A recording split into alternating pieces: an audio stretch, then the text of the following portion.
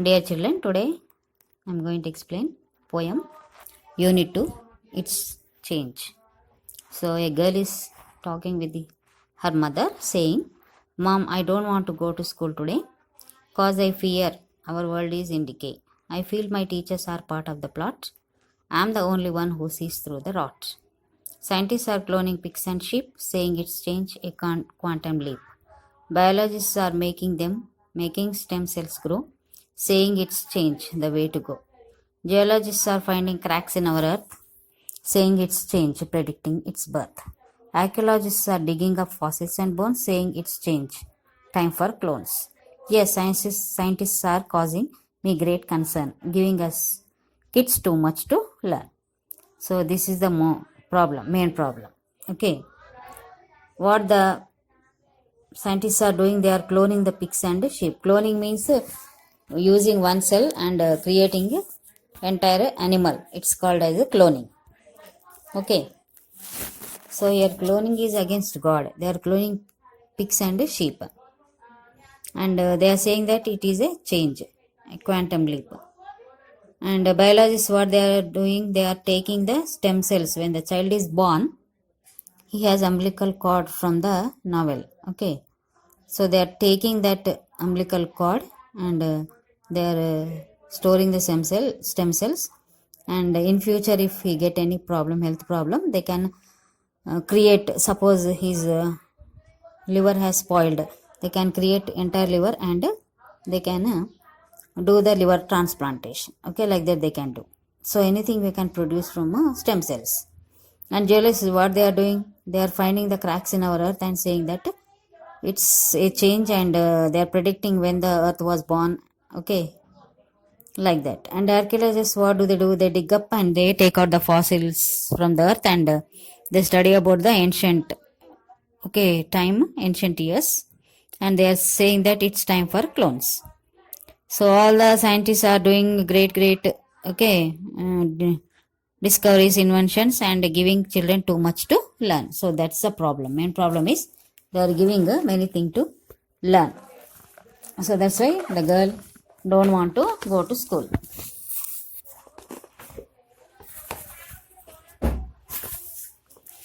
Now let's see the lesson. Sushruta, an ancient plastic surgeon. Sushruta is the Indian Ayurvedic doctor. So he was an ancient doctor, and let's see what he did.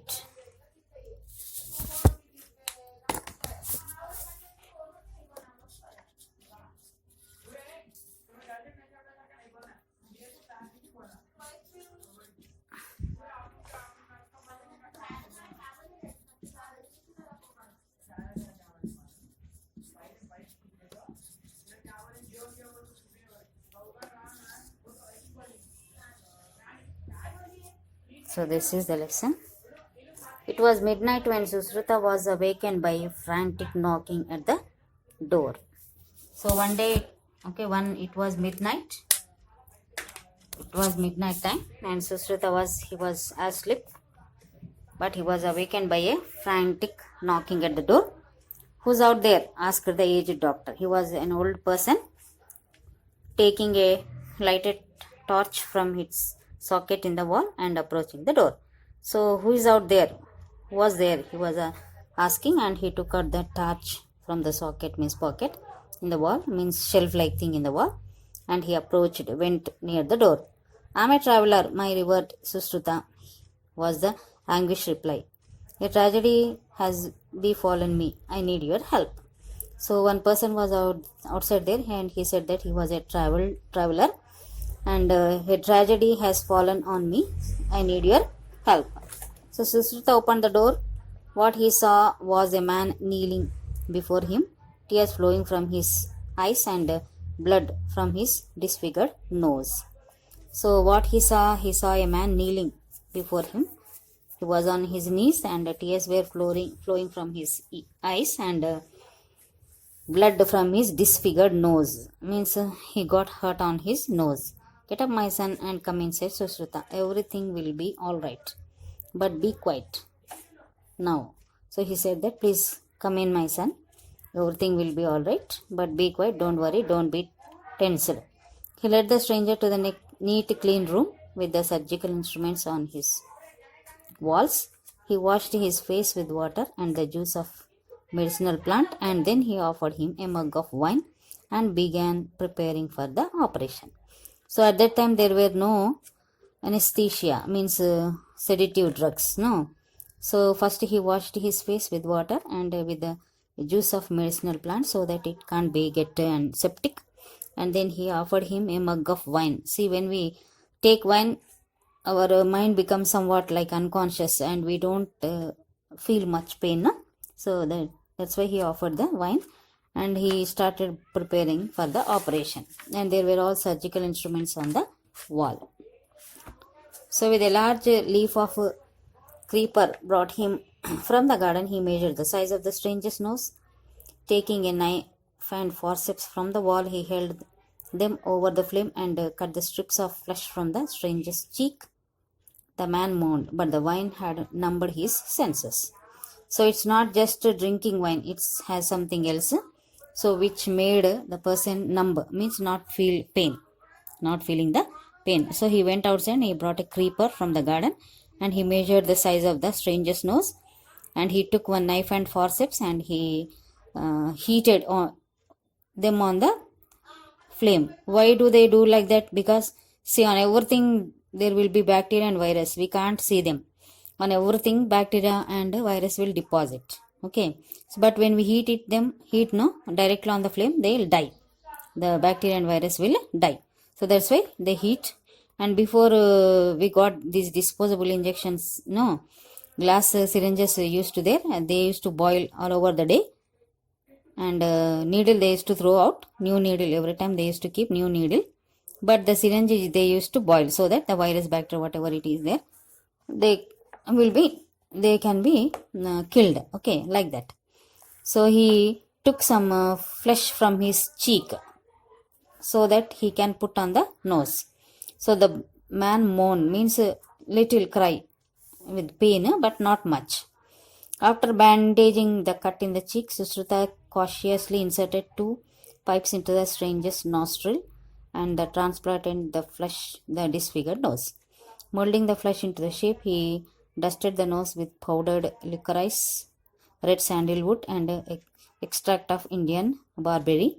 Then he then enveloped the nose in the cotton, sprinkled some refined oil of sesame on it, and finally put a bandage.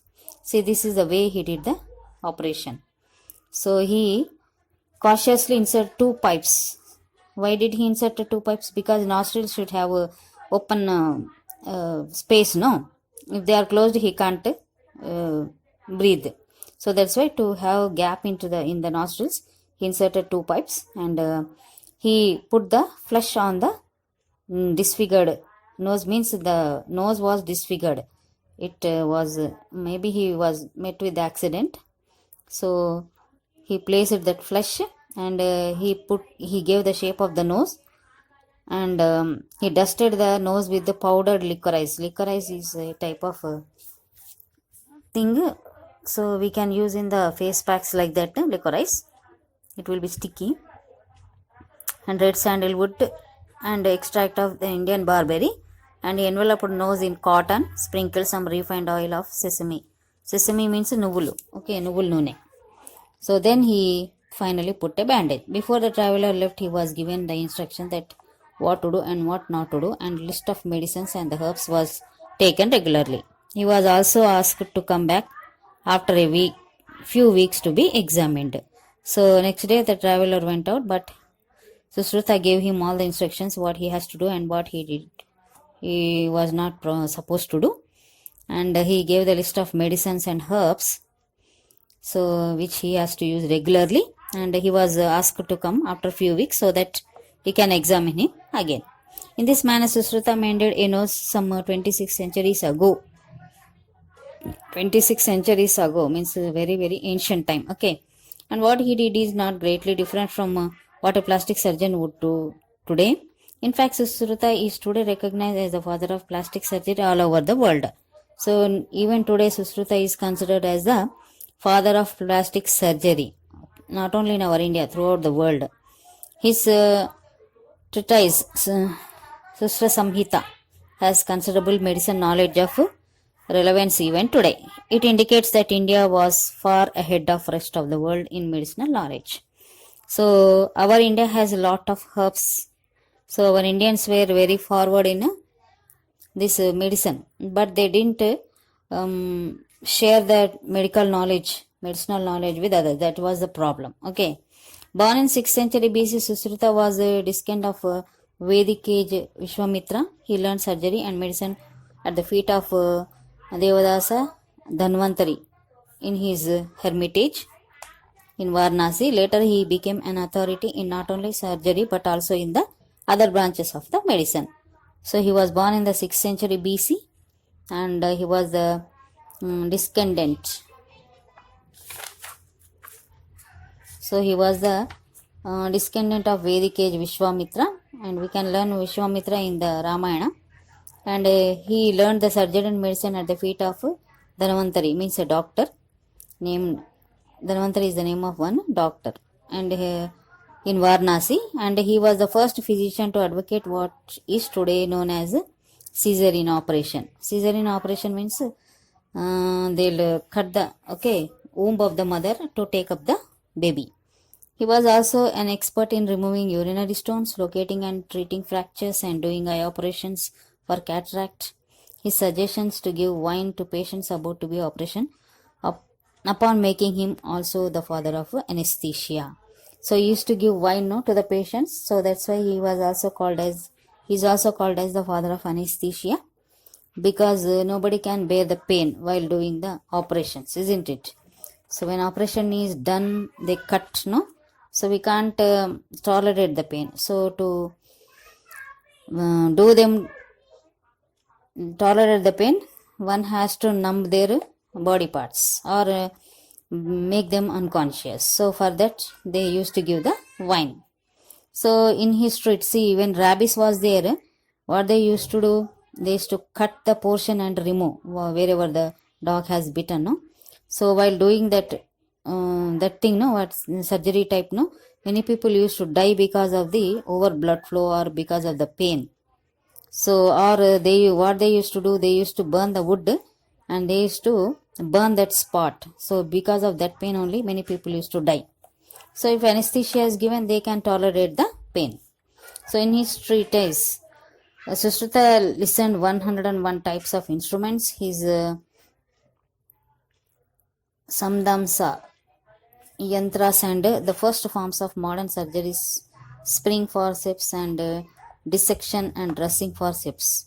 So we have, see, if in Inter, they'll give dissection box in which the knives and forceps, everything, scissors, everything is there in that box. So during that period also, he used to use the spring forceps and dissection box and dressing things, and all. In fact, his system of naming surgical tools of the animals or birds they resemble in shape.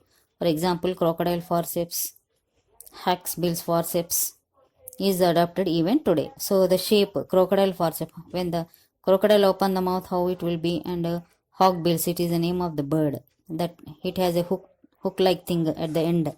So such type of forceps he used to use, and which are using even today.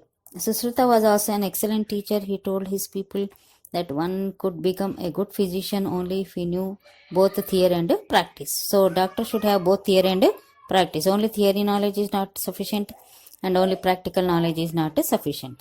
He advised his people to use carcasses and the models for practice before surgery. Carcasses means dead bodies.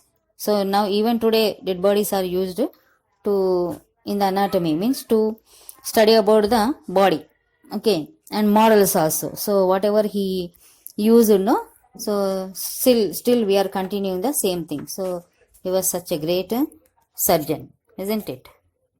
So